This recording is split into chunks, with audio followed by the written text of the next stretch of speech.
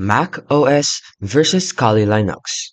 So Mac OS is Apple's desktop operating system designed to run exclusively on Mac hardware. It provides a polished user-friendly interface, deep integration with Apple's ecosystem. So for the pros, it has reliable performance with a fewer crashes and strong stability thanks to its Unix base. It has seamless integration with the Apple ecosystem. It is strong for creative work, and it has a good security and privacy features. The cons is it has higher upfront costs because Mac hardware tends to cost more than comparable PCs.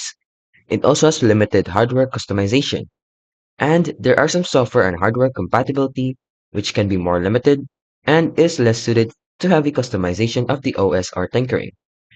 Now, Kali Linux, on the other hand, is a Debian-based open-source Linux distribution tailored for penetrating testing, ethical hacking, forensics, and security auditing. It includes hundreds of pre-installed tools and supports live booting. So for the pros, it is free and open source. There's no cost to download.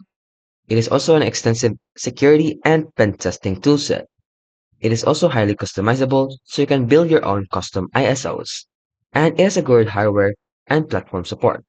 The cons is though, it is not beginner friendly. It assumes familiarity with Linux, terminal, and it's not really intended for regular daily desktop usage. It also has some desktop and consumer softwares because it comes with many powerful tools. So overall, if you want reliable general purpose desktop OS, then Mac OS is an option. But if your focus is on security, hacking tasks, and you're comfortable with Linux, then Kali Linux is the best option.